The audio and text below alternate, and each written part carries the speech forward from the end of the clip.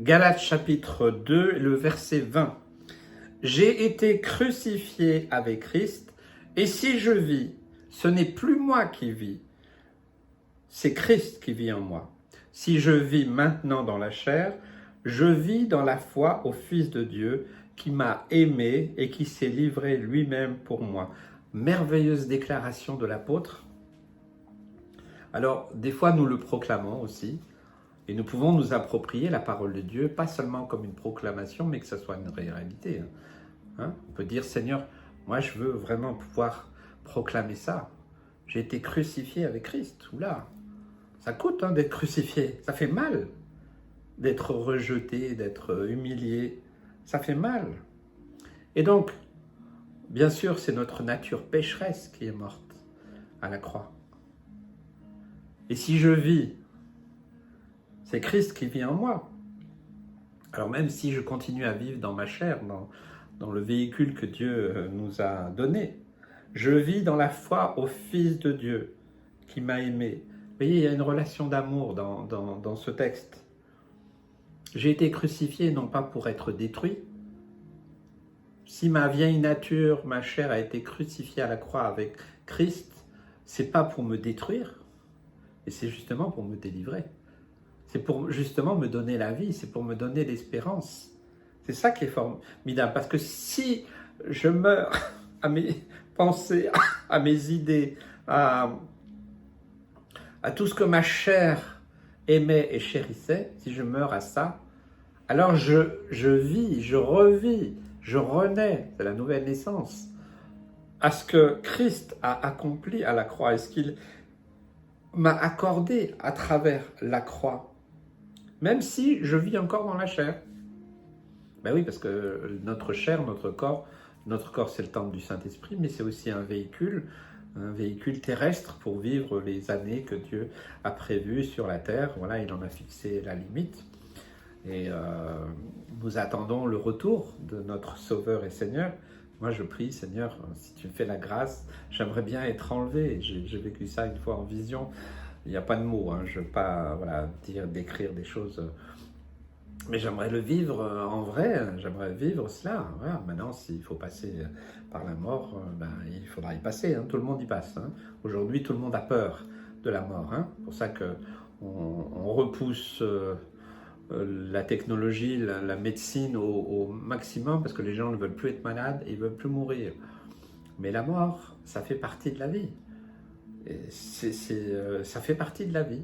Et on ne cherche pas la mort, mais nous devons être conscients que notre corps terrestre est mortel, mais que notre âme est éternelle.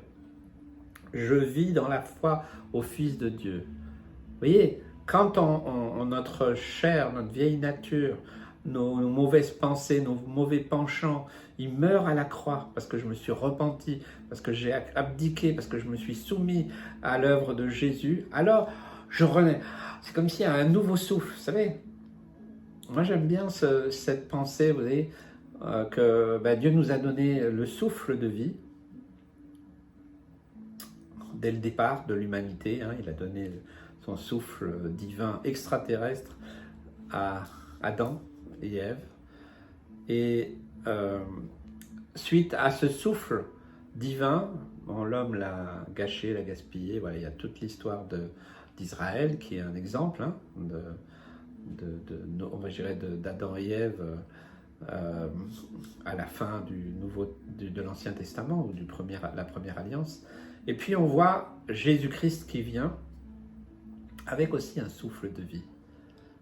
Ce souffle de régénération de ce que Dieu avait prévu dès le départ, parce qu'il avait toujours eu un plan d'amour pour l'homme. Il aime sa création. Et c'est pour ça que Dieu veut que tous les hommes soient sauvés, il veut tous que soient sauvés. On ne peut pas exclure qui que ce soit, Dieu veut que tous les hommes et les femmes soient sauvés. Et donc quand il y a cette œuvre de Jésus à la croix, que nous le comprenons, parce que quand on meurt, on perd ce souffle. Ce n'est pas le souffle de Dieu qu'on perd, c'est le souffle qui a été altéré, qui a été pollué par notre mauvaise manière de vivre, par le diable aussi, par le monde, les séductions, les tentations, par tout ce que... Vous savez, C'est comme, voilà, aujourd'hui, vous voyez, normalement, on doit tous vivre avec un masque. C'est horrible. Quand vous avez passé toute une journée avec un masque, vous l'enlevez. C'est comme si, moi, j'ai vécu ça encore hier. J'étais dans une association toute une matinée avec le masque. Et quand je suis sorti, je l'ai enlevé. Et j'ai repris ma respiration, comme si je repris un souffle. Et bien pour moi, la croix, il y a aussi ce miracle. C'est que Jésus, par son sacrifice, alors que nous mourons à toute cette pollution, tout ce qui a pollué le souffle de Dieu au départ, de ce qu'il voulait accomplir avec nous, eh bien à la croix, il y a le souffle divin de Jésus-Christ, de son esprit, de sa parole. Moi, je le vois comme ça. Après, voilà, peut-être des théologiens vont dire c'est n'importe quoi, mais ça n'a pas d'importance. Moi, c'est comme ça que je veux vous le transmettre. C'est comme ça que je le comprends en toute simplicité. Et donc, voilà. Même si je vis encore dans la chair, avec une respiration terrestre, eh bien, parce qu'il m'a aimé, parce qu'il s'est livré pour moi, je vis dans cette foi en Jésus-Christ. Vous savez, ça me fait penser à... Vous savez, vous faites de la plongée sous-marine, et puis vous n'avez plus d'air. Vous êtes avec un collègue. Ah, vous essayez de survivre, et puis l'autre, il vous donne son... C'est comme ça que je le vois. Et donc Jésus-Christ, il est venu aussi nous redonner ce souffle divin, puissant, de ce que Dieu avait prévu dès le départ, qui a été pollué par le temps, par le péché, par toutes sortes de choses. On vit dans un temps, on dit que, bon voilà, les écologistes disent que, voilà, il y a une fin et qu'on a dépassé même une phase de non-retour par rapport aux consommations des ressources et puis aussi à la destruction de la biodiversité, j'en passe, que voilà, il y a une destruction, que voilà, on parle de la couche d'ozone, tout ça, je ne suis pas spécialiste, mais j'écoute aussi, j'essaie d'écouter.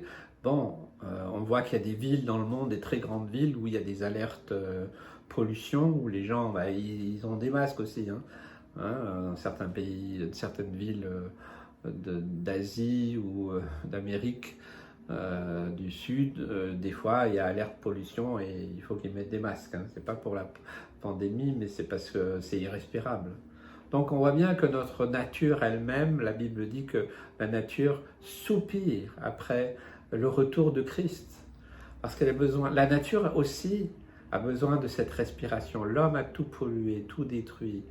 Tout ça pour de l'argent, pour maman, pour des profits, pour de l'égoïsme, de l'orgueil. Beaucoup de gens font les choses pour eux-mêmes, ils s'en foutent. C'est pour ça qu'il n'y a plus de morale, il n'y a plus d'éthique. Notre monde est en perte de vitesse. Quand je vois même les politiques et j'en passe, il n'y a pas un pour rattraper l'autre, sans jugement de valeur. Il y a des hommes et des femmes très bien aussi. Mais simplement, en général, je veux dire, il y a une pollution. Il y a une pollution de tout, parce que tout a été pollué, détruit pour séduire les hommes, pour les tenir dans l'esclavage et pour détruire ce que Dieu a construit. Cette terre, elle est précieuse. Vous savez, pour moi, tout enfant de Dieu, disciple de Jésus, il n'y a pas besoin d'être dans un mouvement écologiste. On est tous écologistes, c'est-à-dire que nous aimons tous la nature que Dieu a créée, les animaux. Voilà, on n'adore pas les animaux et la terre, mais nous aimons ce que Dieu a créé. Mais nous pouvons être tristes aussi de savoir que la nature elle-même, elle soupire. Il y en a marre. Moi, personnellement, je dis, Seigneur, il y en a marre. Il est temps que tu reviennes. Jusqu'où? Qu'est-ce qu'on va devoir encore connaître? Bon, s'il faut, ben, Seigneur me donnera la force de traverser encore des nouvelles épreuves. Voilà, sans doute, peut-être, oui, je ne sais pas, d'autres pandémies. Je ne suis pas prophète, hein, mais je vois venir quand même certains signes de pénurie, oui, peut-être des famines, de crash économique, de guerre, les bruits de guerre un peu partout dans le monde, hein, qui peuvent éclater à tout moment. Et aujourd'hui, c'est palpable. Voilà, l'homme est devenu fou. Il est prêt à faire n'importe quoi pour sauver sa peau. Donc, nous avons quand même besoin de revenir à cette réalité. Est-ce que tu peux dire, toi qui regardes, j'ai été crucifié avec Christ, c'est-à-dire que toute mon ancienne mauvaise manière de vivre, toute cette pollution du péché, tout ça, c'est vraiment crucifié. Ou alors, sois honnête, tu dis, ben non, il y a encore ça, il y a encore ça. Alors tu as besoin vraiment de délivrance et de demander l'aide du Seigneur afin que toute ta chair et tout ce qui te retient encore, eh bien, puisse être réellement crucifié à la croix. Parce que Jésus n'est pas venu pour faire une œuvre à moitié. Non, son œuvre, elle est complète à la croix. Et alors, quand on est délivré, vous savez, j'ai prié pour la délivrance de plusieurs personnes.